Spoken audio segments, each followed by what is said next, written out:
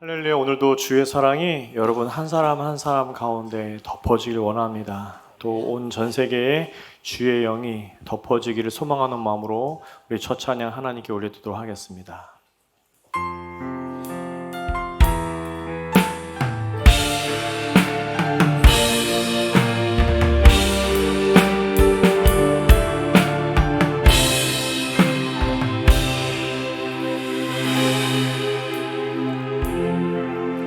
지극히 높은 주님을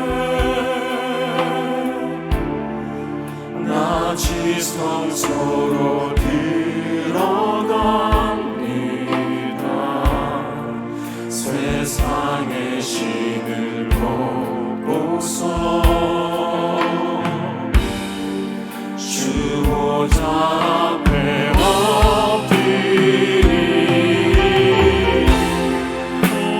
주를 향한 사랑과 그 신뢰가 사그러져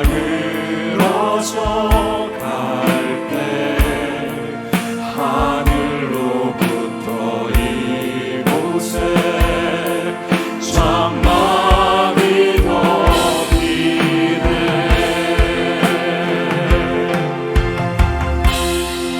이곳을 덮으소서, 이곳을 비추소서, 내 안에 무너졌던 모든 소망 다 회복하리니.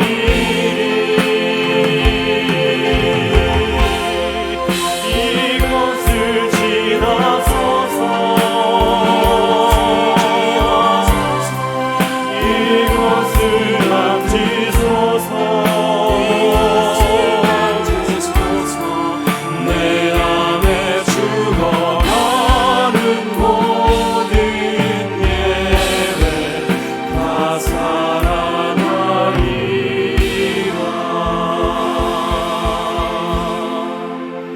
주님 우리의 컴포터 되시고 주님 우리의 카운셀러 되십니다. 주님은 우리의 위로자가 되시고 상담자가 되십니다. 오늘도 우리를 위로하시고 회복시키시는 그 주의 행이 여러분 가운데 있기를 소망합니다. 주님 바라보며 다시 한번 찬양으로 하나님께 나아가도록 하겠습니다.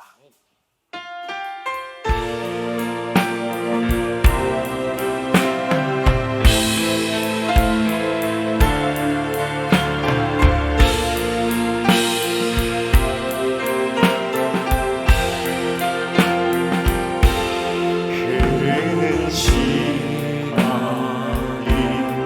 한숨만 남기고 반복된 실패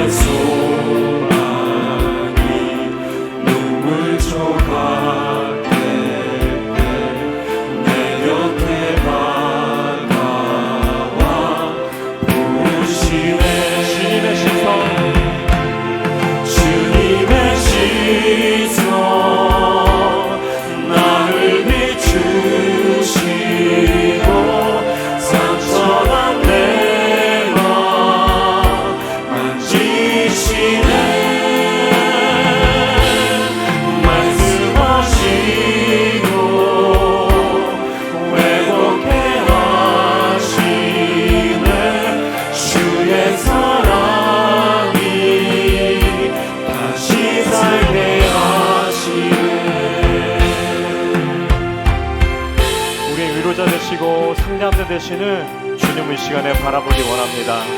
그 십자가의 그 사랑이 여러분 가운데 쏟아지길 기도합니다. 주님 바라봅니다.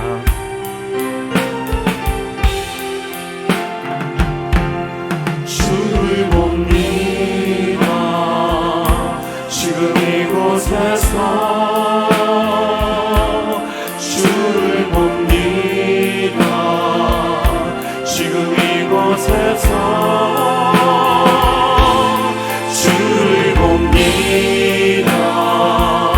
지금 이곳에서 주를 봅니다. 지금 이곳에서 We look to you, Lord. You're not in this place. We look to you, Lord. You're not in this place. We look to you, Lord. You're not in this place. We look to you, Lord. You're not in this place. 주님의 시선 나를 비추시고 상처난 내 맘 만지시네. 말씀하시고 회복해 하시네. 주의 사랑이 다시 살게 하시네.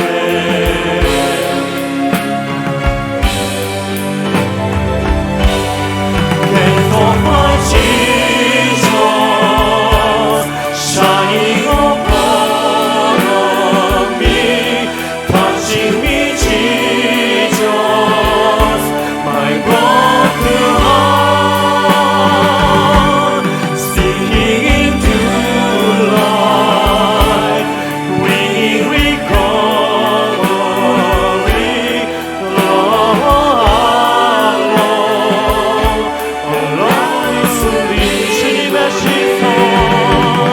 주님의 시선 나를 비추시고 상처난 내 맘 만지시네. 말씀하시고 회복해 하시네. 주의 사랑이 다시 살게 하시네. 아멘. 주님은 여러분 삶 한 사람 한 사람의 모든 것을 알고 계시고 또 인도하시는 것을 믿습니까? 오늘 여러분의 눈물들을 기억하시고 여러분이 기쁠 때나 슬플 때나 주님 언제나 동행하십니다. 그 주님과 함께 동행하고 여러분 삶을 인도하시는 그 하나님을 높이 찬양하도록 하겠습니다. 함께 다시 한번 찬양합니다.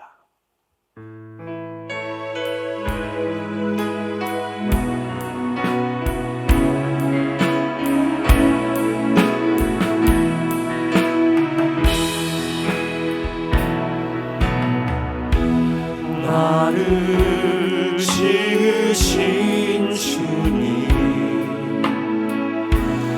내 안에 계셔.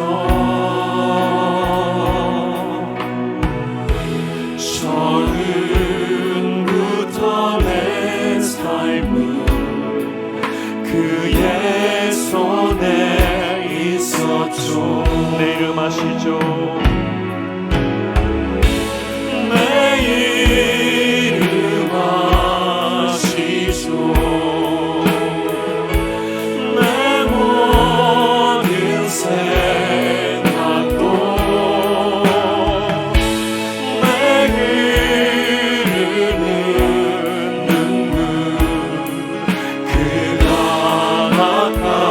주셨죠. 그냥 내 아버지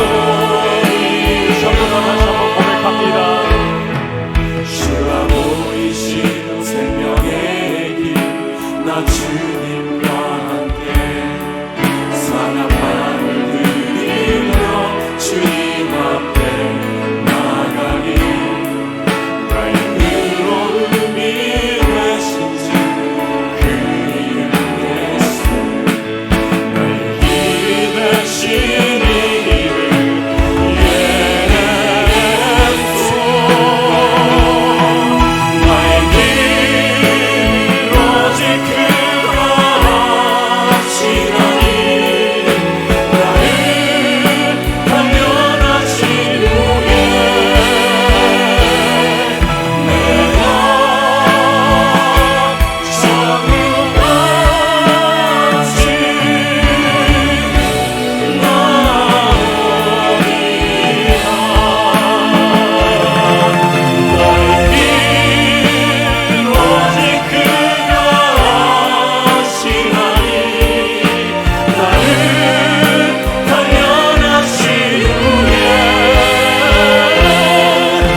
내가 정금같이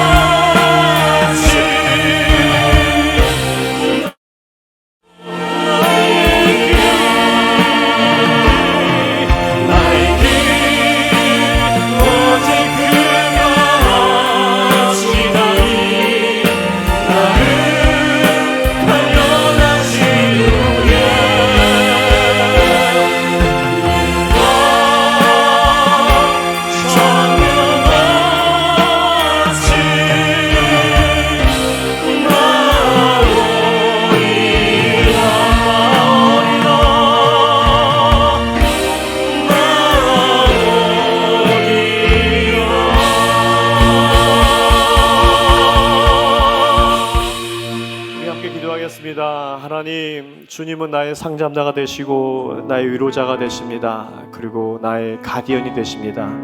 하나님, 우리는 삶에 있어서 언제나 선택을 합니다. 이것을 할까 저것을 할까. 또 하나님, 우리는 언제나 결정 가운데 있습니다. 하나님, 내 생각이 먼저 납사하지 않게 해주시고 주님께 먼저 무릎 꿇고 기도하는 저희가 될 수 있도록 인도해 주시고 하나님 계획 가운데 서 있는 저희가 될 수 있도록 인도해 주시옵소서. 우리가 기도합니다.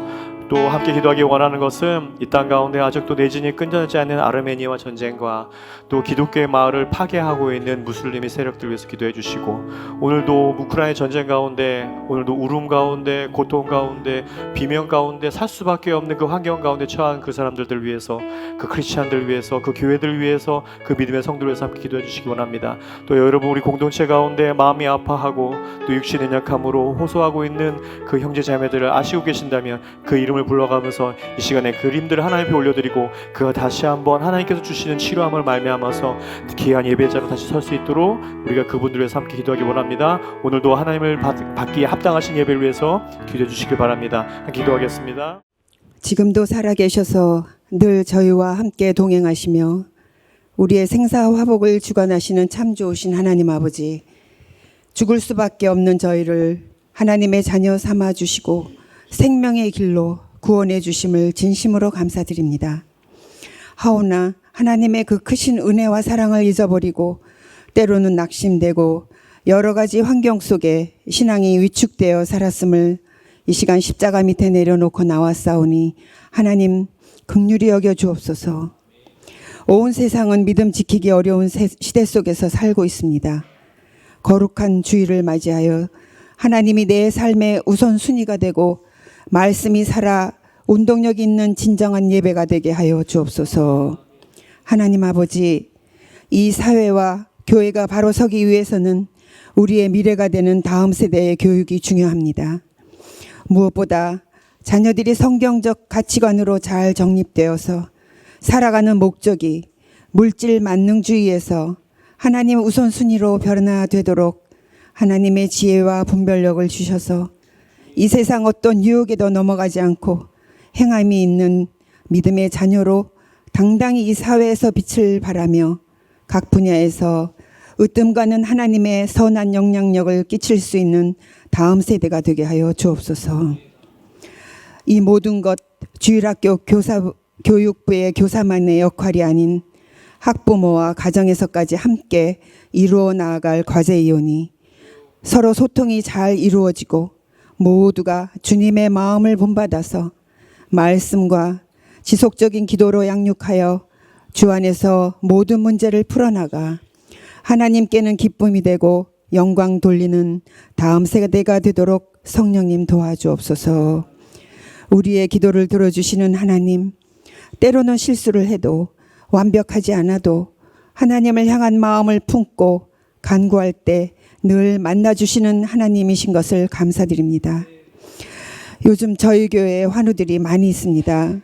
하나님은 기쁨도 주시고 때로는 아픔도 주십니다. 그런데 아픔을 주시는 하나님의 뜻이 무엇인지 저희를 단련하신 후에 정금같이 사용하시려는 신호인 줄 압니다. 하나님, 환우들의 심정을 헤아려 주시고 지금 당장은 힘들고 어렵지만 하나님의 때에 하나님의 방법으로 참고 잘 인내하는 자에게 반드시 좋은 길로 인도하시리란 확신을 가지고 기도의 끈을 놓치지 않게 하여 주옵소서. 기쁨도 아픔도 함께 나눌 수 있는 진정하고 건강한 사랑이 넘치는 나눈 죽고 예수로 사는 세움교회가 성령 충만한 모든 성도가 되기를 소망합니다. 이 시간은 말씀 전하시는 담임 목사님 영혼육의 강건함으로 지켜주셔서 마지막 시대 꼭 필요한 말씀으로 우리 모두에게 나침판이 되어서 이탈하지 않고 정말로 하나님이 기뻐하시는 바른 길로만 갈 수 있도록 성령님 도와주옵소서. 알게 모르게 각 부서에서 수고하고 애쓰시는 손길이 있습니다. 하나님 기억하여 주시고 그들이 자원하는 마음으로 하여서 늘 기쁨과 감사가 넘치게 하여 주옵소서. 시작하는 시간입니다. 마치는 시간까지 우리 모두 항상 깨어 있어서 사탄막이 일절 틈타지 못하도록 성령께서 지켜주시기를 간곡히 바라오며 모든 말씀 예수 그리스도 이름으로 기도합니다. 아멘. 신앙을 고백합니다. 나는 전능하신 아버지 하나님 전지의 창조주를 믿습니다. 나는 그의 유일하신 아들 우리 주 예수 그리스도를 믿습니다. 그는 성령으로 잉태되어 동정녀 마리에게서 나시고 본디오 빌라도에게 고난을 받아 십자가에 못 박혀 죽으시고 장사된 지 사흘 만에 죽은 자 가운데서 다시 살아나셨으며 하늘에 오르시어 전능하신 아버지 하나님 우편에 앉아 계시다가 거기로부터 살아있는 자와 죽은 자를 심판하러 오십니다. 나는 성령을 믿으며 거룩한 공교회와 성도의 교제와 죄를 용서받는 것과 몸의 부활과 영생을 믿습니다. 아멘. 말씀 같이 봅니다. 데살로니가 전서 2장 9절에서 16절까지 보겠습니다.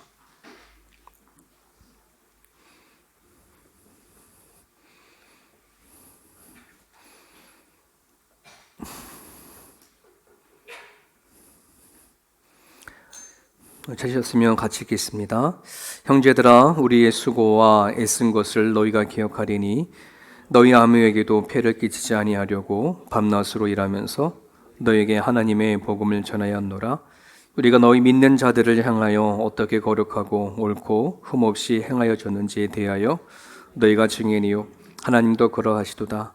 너희도 아는 바와 같이 우리가 너희 각 사람에게 아버지가 자기 자녀에게 하듯 권면하고 위로하고 경계하노니 이런 너희를 부르사 자기 나라와 영광에 이르게 하시는 하나님께 합당히 행하게 하려 함이라.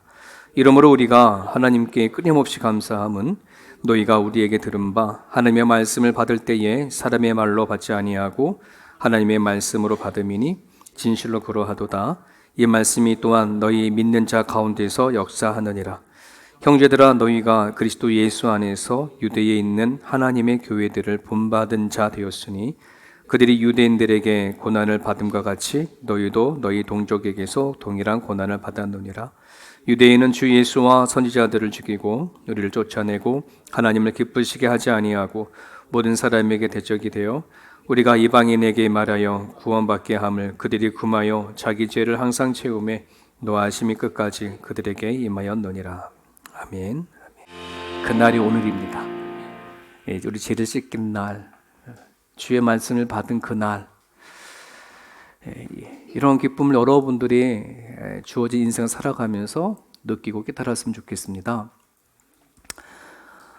여러분, 우리는 이 시대의 전 세계적인 소식들을 그때 실시간으로 우리는 듣고 보는 그런 시대 속에 살아갑니다. 어저께 한국에 참 슬픈 일이 일어났죠. 이태원의 할로윈 축제에 압사 사고로 인해서 오늘 아침까지만 해도 149명이 어린 아이들이 죽었어요. 10대, 20대 아이들이 죽었단 말이죠. 참 그런 거 보는데 참 안타까움이 많이 가졌습니다. 여러분, 할로윈 축제는 영국에서부터 출발이 되었어요. 영국에 칼투 문화라가 있는데요. 칼투 문화 안에는 어떤 것이 있냐면 사람이 죽으면 죽은 영혼이 바로 하늘나라를 가지 아니하고 1년 정도를 이 세상에 돌아다닌다고 그래요. 근데 그 죽은 전령들이 사람을 공격하고 다가오는 날이 있는데 그게 10월 30일이래. 근데 그날에 어떻게 하게 되면 내 육체를 보호하기 위해서 그 죽은 영이 우리 몸에 들어오지 못하도록 뭐 하면 돼요? 내가 귀신이 되면 돼. 귀신이 되고 마귀가 꾸미고 막 이러면 같은 사람이 같은 마귀구나, 같은 귀신이구나. 그리고 물러간다는 거죠. 여러분, 영국에서는 종교 개혁이 일어났던 그런 나라입니다. 오늘의 종교 개혁의 날이죠. 참 이걸 우리는 이런 거를 우연히라고 보면 안 되고요. 눈에 보이지 않는 악한 영들이 얼마나 아주 세밀하게 디테일하게 우리에게 다가와서 우리들의 문화 속에 들어와 하나님을 바라보는 것을 무너뜨리는지를 살필 수 있어야 돼요. 이 종교개혁절에 일어나는 할로윈 축제, 여러 가지의 부활절이라든지 성탄절이라든지 요때를 맞물려서 악한 영들이 그거에 정신 빠지지 못하도록 또 다른 것을 만들어놔서 문화적으로 만들어서 거기 빠지지 못하게 막 하잖아요. 그렇지 않습니까? 부활절이 뭔지 모르지만 이스터 나이는 다 알더라고요.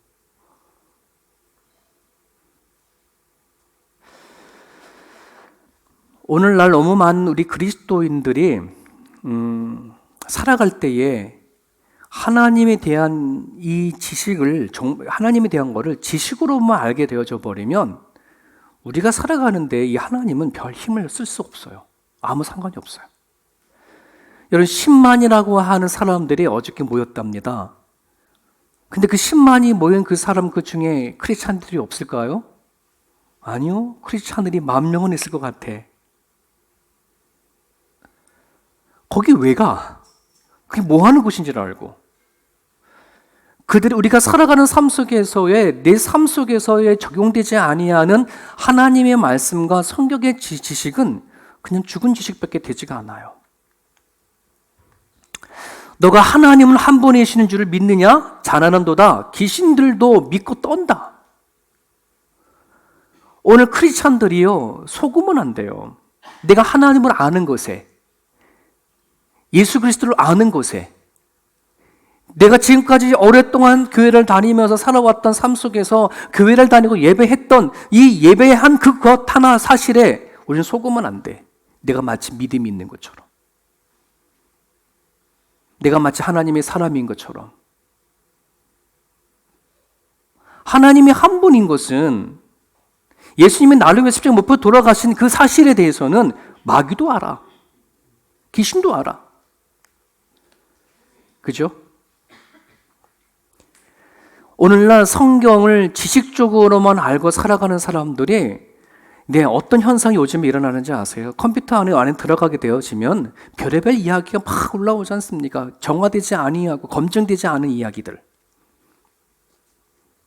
자유신학자들이 올리는 글들도 있고, 수많은 사이비 이단들이 올리는 글들도 있고. 오늘날 많은 시대에, 우리가 살아가고 있는 이 시대에는 고고학이나 역사나 또는 과학이 발전되어지는 시대를 살아가다 보니 우리들이 보고 있는 성경은 그것에 비하면 아무것도 아닌 것처럼 생각하고 있는 사람들이 많이 있거든요. 그러한 것이 계속해서 우리들에게 정보가 지식이 들어와 버리면 우리가 알고 있는 지식, 성경에 대한 지식은 한순간에 무너져 버려요. 무너져 버리고 하나님 이게 아닌가 보다 하고 돌아서는 사람들도 있고. 고린도후서 13장 5절에 너희는 믿음 안에 있는가? 네. 진짜 나의 믿는 믿음은 진짜 믿음인가? 너희 자신을 실험해라. 그리고 너희 자신을 확증해라. 예수 그리스도께서 너희 안에 계신 줄을 너희가 스스로 알지 못하면, 내가 나 자신 스스로 알지 못하면 그렇지 않은 너희는 버림받는 자다. 저는 저 말씀이 정확하게 어떤 말씀인지 저는 저를 통해서 경험을 했거든요. 제가 제일 힘들었던 거가 뭐냐면 내가 나를 알지 못하겠는 거예요. 내 안에 하나님이 계신 거를. 내가 예수를 믿는 거에 대해서 정확히 알지 못한 거예요.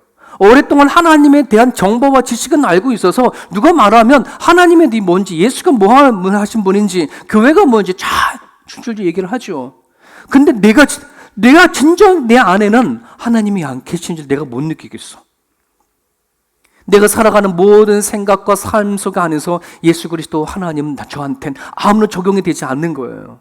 그러니 갈 때 간 다 가고 먹을 건 다 먹고 할 건 다 하고 살아가는 거지. 그렇지 않습니까?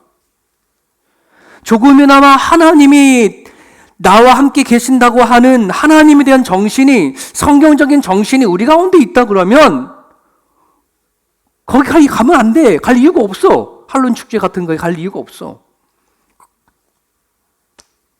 우리는 그 정신을 없는 거예요.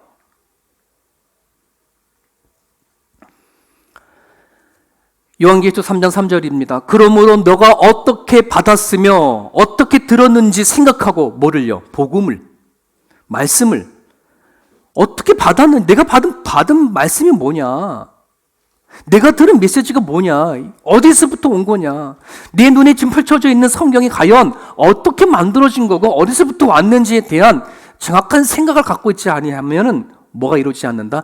회개를 못해. 여러분 한번 고백해 볼까요? 여러분 신앙생활 오는데 정말 내가 하나님 앞에 죄를 지은 것과 예수 그리스도께서 십자가 못 박혀 돌아가신 그 사건 앞에 정말 내 자신을 바라보면서 통역하고 자복하고 운 적이 있을래요? 운 적이 있어요? 꼭 우리만 돼요라고 물어보면 좀 할 말 없어요. 그거는 뭐. 그런데요, 그게 마음에 힘들었었어요.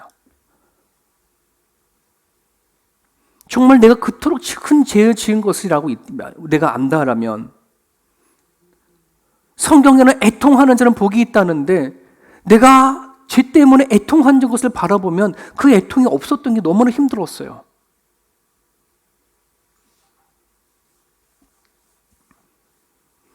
왜 그럴까요? 저는 성경을 지식으로만 알고 있었거든요.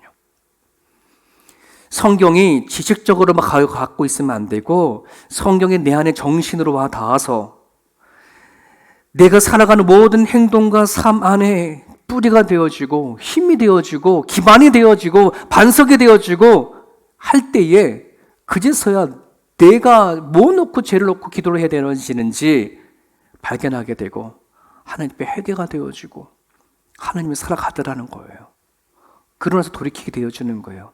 가지 말아야 할 것도 안 가게 되고 할 건 또 안 하게 되어지고, 네, 그게 안 이루어지니 그냥 뭐 내가 갈 때 아무 거리낌 없는 거예요. 갈 때 다 가고 하고 싶은 거 다 하고 내가 먹고 싶은 거 다 먹고 살아가는 거죠. 여러분 축복합니다. 여러분들은 성경적 지식에만 머물러 있지 마시기를. 성경적 지식 되게 중요합니다. 알아야 믿는 거니까 여러분 그게 여러분의 삶을 결정할 수 있는 파워 있는 정신으로 살아갈 수 있기를 바라요. 성경적인 정신.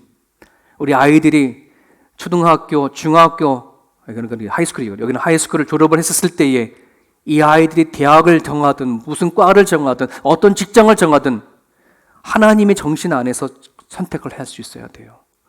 그냥 내 시험의 점수에 맞춰서 가는 것이 아니라 하나님의 정신을 가지고 내가 왜 이걸 하고 싶은가, 왜 이걸 해야 되는가.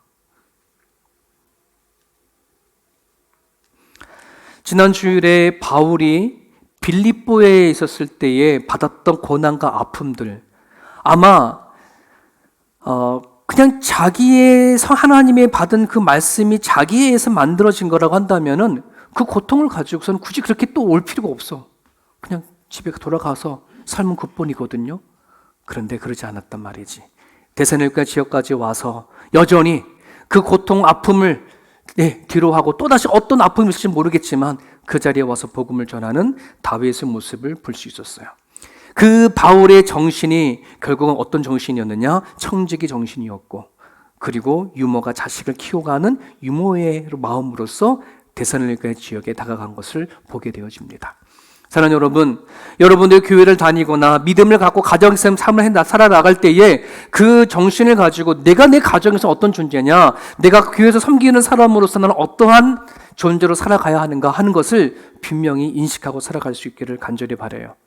오늘 두 가지 또 살펴봅니다. 11절에는 바울과 실라와 그 믿음의 사람들은 자기 자신을 향해서 아버지로 표현하고 있어요. 우리가 너희가 각 사람에게 아버지가 자기 자녀에게 하듯 권면하고 위로하고 경계하노니 라고 얘기를 하고 있어요. 아버지, 영적 아버지. 여러분 영적 아비, 영적 어미가 되어줄 수 있기를 간절히 바랍니다. 여러분 작네요. 그냥 영적 아이로 계시는 게 속편할까요? 우리 애들이 그래요. 아빠 나 어른 되기 싫어. 어른 되면 뭐예요? 책임도 많아지고 막 그러잖아요. 어렸을 때가 좋았어. 그래서 우리 아이들은 옛날 사진 보면서 보기를 즐거워해. 와, 이때 사랑받았고 해피하고 막 그러고 뛰어놀던 그때. 지금은 공부도 해야 되고 막 점점 나이가 먹어가니 책임질 것이 많으니까. 그죠?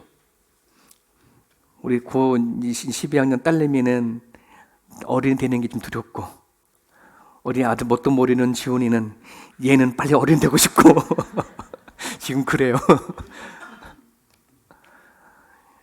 여러분 지난 주일날 예수 믿는 사람들에는 두 분이 있다 그랬어요. 복음을 영접한 자와 그리고 복음을 전하는 자. 오늘 이 자리에 계신 분 다 복음을 했기 때문에 이 자리에 나와서 예배도 드리고 우리는 그런 은혜를 누리지 않습니까? 그런데 여기에서 머물러 있고자 원하시는 분들은 나는 그냥 여기 있기 좋아. 여기까지만. 복음 전하는 건 이삼위 목사가 하십시오. 다른 선교사님이 하십시오. 이렇게 얘기를 하는 거거든. 복음을 전하는 자는 누구만 할 수 있다 그랬어요. 내가 받은 은혜가 얼마나 큰지, 은혜에 빚진 사람은 전하지 말라고도 전해요. 내가 받은 복음이 얼마나 큰지 이것을 빚진 마음이 있으면 하지 말라도 하게 되어줘요. 여러분 제가 누군가에게 엄청 큰 것을 내가 받았으면 그걸 입 닫고 있으라고 하면 그 제 마음 불편하잖아요. 그렇지 않습니까? 여러분 안 불편한가 봐요? 불편하잖아요. 내가 누구한테 정말 큰 어떤 것도 보답각을 받았으면은 내가 뭐라도 내가 뭔가 같이 해주고 싶은 마음이 우리 가운데 있는 게 자연스러운 거잖아요. 내가 왜 복음을 전하는 자 더 깊이 나가지 못할까? 어쩌면은 내가 받은 복음이 정확히 뭔지 몰라서 그럴지도 몰라요. 내가 받은 은혜가 얼마나 큰지 몰라서 그럴 수도 있어요. 여러분들에게 내가 받은 복음이 얼마나 큰지, 내가 받은 은혜가 그 넓이와 길이가 높이가 깊이가 어떤지 알게 해주십시오. 그래야 내가 뭐도 할 수 있어요. 복음도 전할 수 있는 거고 하나님 뜻대로 내가 사명하고 살아갈 수 있는 거 아니겠습니까? 오늘 9절에 이런 말을 합니다. 형제들아 우리의 수고와 애쓴 것을 너희가 기억하지 않냐? 수고와 애쓰는 것, 이거는 어린아이는 아니라 어른이 할 수 있는 특징 중에 하나예요.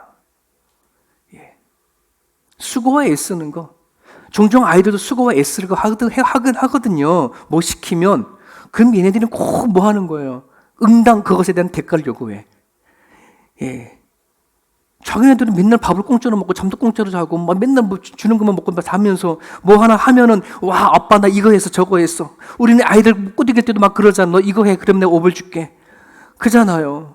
쓰레기 갖다 한번 버리는데 뭐 몇 불, 청소하는데 몇 불. 요즘에 그렇게도 가족교육도 하시는 분도 계시지 않습니까? 얘네들은 응당 자기의 수고와 애씀을 뭐 하는 거예요? 네, 받기를 원해요. 이거는 어린아이 수준이거든. 하지만 수고할 줄 아는 사람은, 애쓸 줄 아는 사람은, 이것이 뭘 어떻게 이루어진다는 걸 아는 사람은 어른이에요. 여러분들이 하나님을 믿는 믿음을 가정 가운데 내가 하나님 때문에 애쓰고 수고하는 것이 뭘까? 이게 교회에만 해당되는 게 아니라니까요. 여러분 가정 안에서 내가 설거지를 하고 밥을 하고 청소하고 아버지가 바깥에 매일같이 반복해 돈 버는 그 모든 것들이 하나님 안에서 오는 것, 하나님이 받은 은혜에서 오는 것을 내가 알고 수고와 애쓰는 것이 내가 이것이 마땅히 하는 것이라고 한다 그러면 어른이에요. 전 여러분들이 이런 영적인 어른이 됐으면 좋겠습니다. 내가 지긋지긋하게 이거 매일같이 해야 되네 라고 하는 것에서 머물러 있지 마시고. 혹시 이분 아시나요? 네, 저 금쪽이 누구예요? 내 새끼, 우리 자녀들이죠. 요즘에 아주 잘 나가는 학부모님들의 상담가인데, 많은 부모들이 5년 박사님이 다가와서 아이들을 어떻게 잘 키울 수 있을까라고 물어본대요. 그럼 이분은 아이를 잘 키우려고 먼저 생각하지 말고 아이들을 어떻게 하면 해를 끼치지 않을까부터 생각하라는 거예요. 어떻게 하면 애에게 해가 되지 않게 할까? 아이를 잘 키우는 거 좋지만 그것보다 먼저 앞서야 되는 것이 어떻게 하면 애한테 해를 끼치지 않게 할까? 성경적인 말이거든요. 아비들아 너의 자녀들을 분을 내게 하지 말아라. 화를 품지 말게 하라 라고 하는 하나님의 메시지와 똑같아요. 그럼 부모님이 이렇게 얘기를 한다는죠. 박사님, 우리가 아이들을 얼마나 사랑하는데 애아들한테 해를 끼치려고 하겠습니까? 근데 그분이 하는 말이 그건 모르는 소리라고. 우리 부모들은 알게 모르게 너무 많이 화를 내고 우리는 너무 많이 분노를 하고 소리를 지르고 너무 많이 노여워한다. 그것이 나도 모르게 자녀들에게 가는 게 얼마나 큰지 아냐. 그러면서 하나 예를 듭니다. 자신을 찾아온 많은 학부모님들이 제일 먼저 자식 때문에 열받아서 상담하는 게 뭐냐 그러면 이거랍니다. 네 자식이 나를 너무 무시해요. 혹시 여러분들 자녀들이 여러분 무시하시는 자녀도 있습니까? 이것 때문에 상담한 사람이 많대요. 자기 자녀들을 고민했는데 아버지를 아버지로 대화하지 않고 엄마를 엄마로 대화하지 않는 그 무시하는 것 때문에 상담을 하는 분들이 많다는 거죠. 그러면 이 박사님 하시는 말이 그 말을 했더라고요. 그렇게 생각하는 것이 문제입니다. 무시를 한다고 생각하는 게 문제입니다. 지금 부모와 자식은 무시를 주고받는 관계가 아니라는 거예요.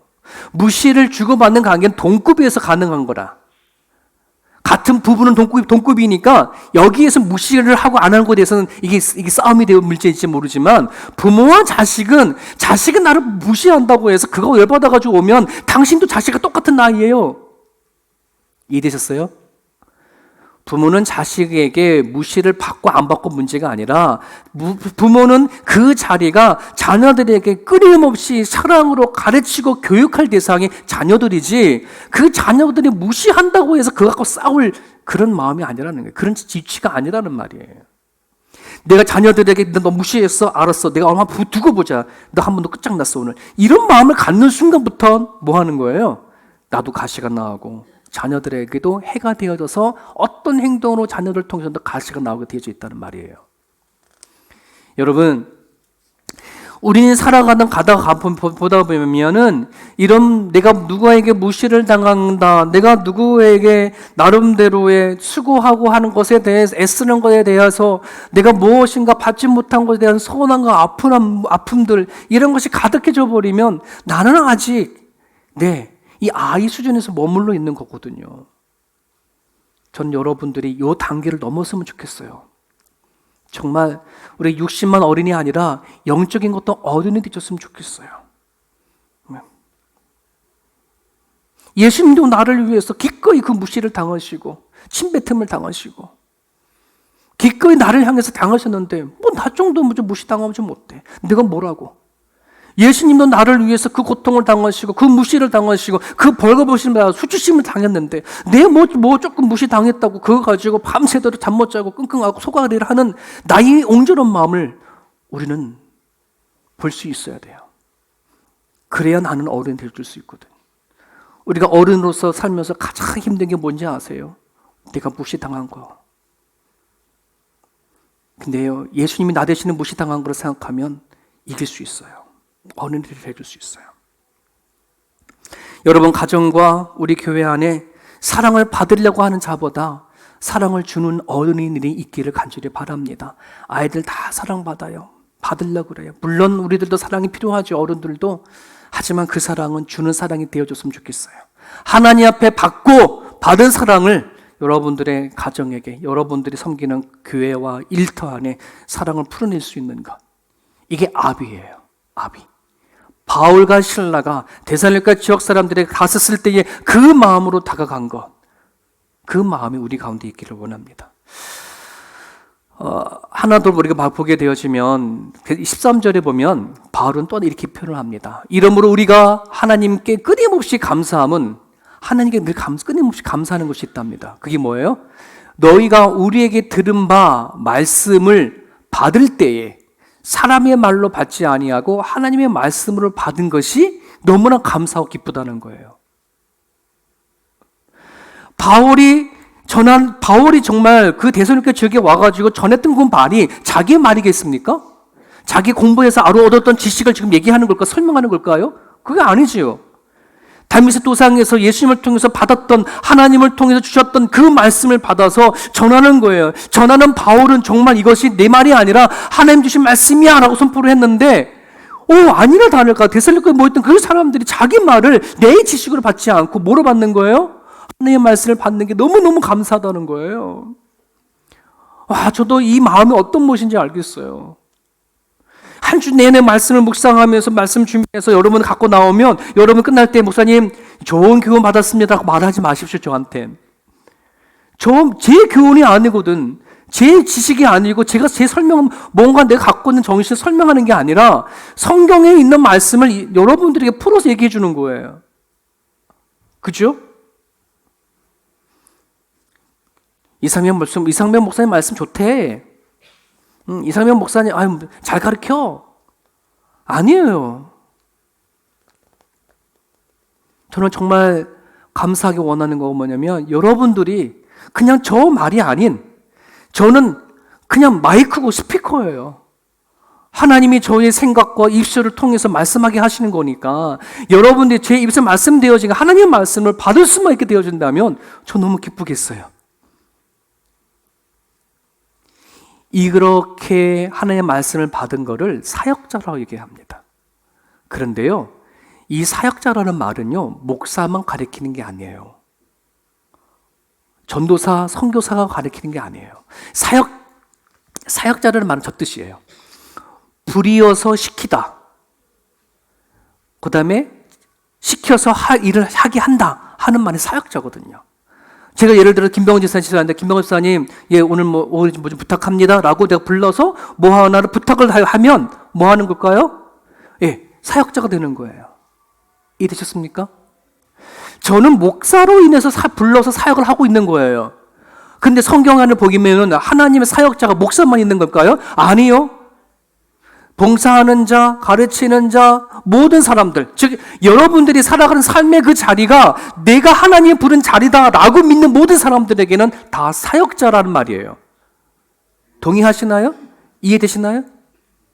내가 엄마야, 내가 아버지야, 내가 아내야, 남편이야, 내가 박 직장에 나가서 과장이야, 사장이야 하는 그 자리가 하나님이 나를 불러서 그 자리에 세워서 주신 이름이다, 위치다.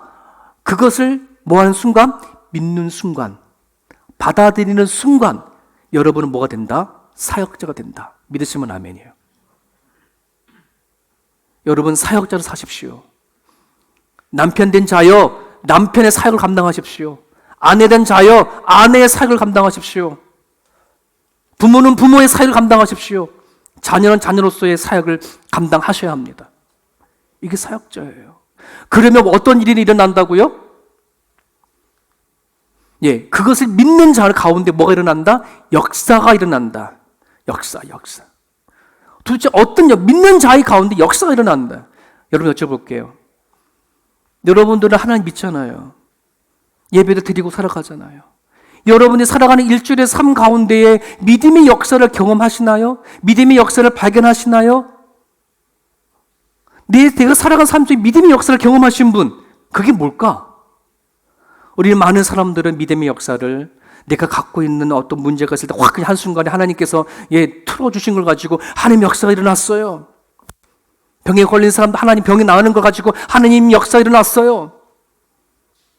물론 그것 또한 하나님 하시는 역사이지요. 하지만 그건 한 작은 것에 불과한 거예요. 믿음의 역사는 그게 아니에요. 히브리서 4장 12절 13절까지입니다. 같이 읽어볼까요? 시작. 하나님의 말씀은 살아있고 활력이 있어 자위의 날선 어떤 검보다도 예리하여 혼과 영과 및 관절과 골수를 찔러 쪼개기까지 하며 또 마음의 생각과 뜻을 판단하나니 지으신 것이 하나도 그 앞에 나타나지 않음이 없고 우리의 결신을 받으신 이의 눈앞에 만물이 벗겨진 것 같이 드러나느니라. 하나님의 말씀은 살아있다, 활력이 있다, 운동력이 있다. 아까 우리 김홍 권사님 기도하실 때에 운동력 놓고 기도하시던데, 네, 그렇습니다. 하나님의 말씀은 활력이 있습니다. 운동력이 있습니다. 생명력이 있습니다. 이 말은 내가 살아가는 그 삶의 그 자리 안에, 아버지의 자리 안에서 내가 하나님의 부른 자리인 줄 알고 살아갈 때에 그 자리에 하나님을 내가 믿고 계심을 갈 때 활력이 있는 거예요. 여러분의 자리 살아갈 때에 여러분 그 활력소가 잊어버리는 게 있습니까? 힘들어 죽겠네. 인생 사는 거 죽겠네.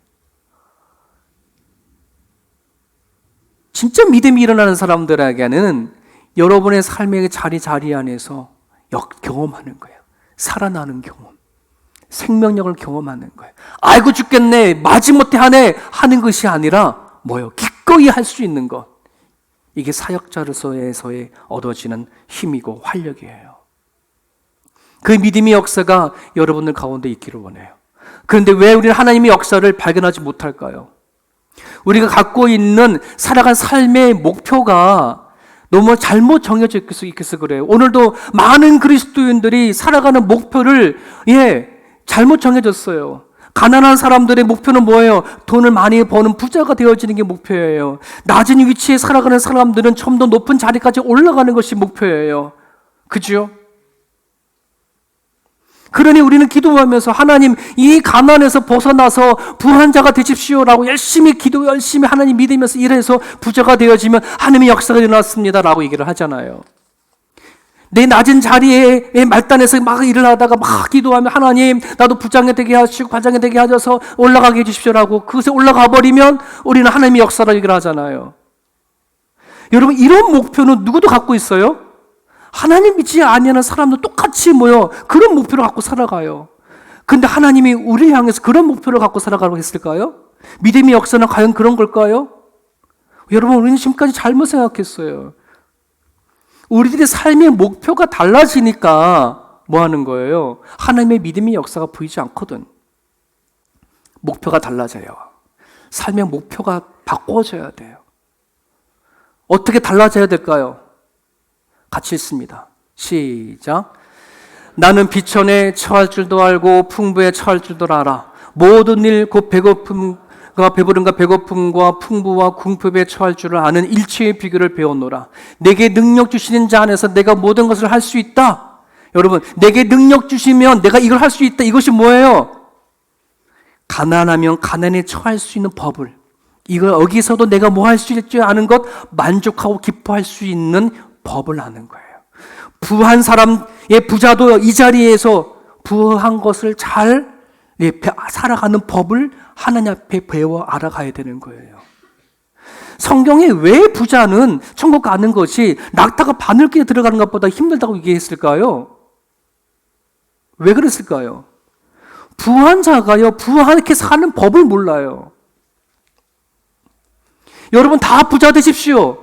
근데 부자가 되어졌을 때에 하나님 안에 살아가는 법을 배워야 돼요. 그 부를. 가난한 것도 마찬가지예요. 그거를 배울 줄 알아. 그래야 내가 가난하다는 부하든 배고프든 그렇지 못하든 그 자리에서 뭐 하는 거예요? 만족할 줄 알고 기뻐할 줄 알고 행복할 수 있는 것. 이게 능력이고 이게 힘이고 이게 믿음의 역사예요. 사랑하는 여러분, 지금 여러분 살고 있는 그 자리에서 더 내려간다면, 더 가난해진다면, 더 지위가 낮아진다면 어떻게 하시겠어요? 만족하시겠어요? 우리는 그때 제일 먼저 터져나는 게 뭘까요? 왜 하나님 이러십니까? 나한테 불만이 뭡니까? 우리는 그거부터 얘기 나오잖아요. 여러분, 우리는 주님 나라 갈 때까지 우리는 가난해지면 안 되나요? 주님 나라 갈 때까지 우리는 내 지위가 뭐 좀 더 떨어지면 안 되나요?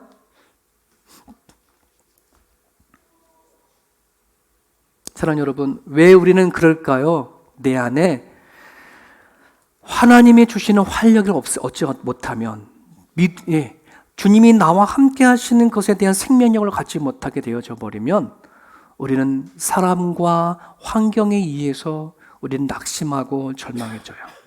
성경은 말합니다. 결코 사람과 환경에 의해서 우리의 믿음과 내 마음이 낙심되고 다시 살고 한다고 한다면 하나님을 믿는 게 아니라 사람을 믿는 거고 환경을 믿는 거예요. 예수님을 믿으십시오. 하나님을 믿으십시오. 이게 가능하도록 여러분들이 믿음을 키워가십시오.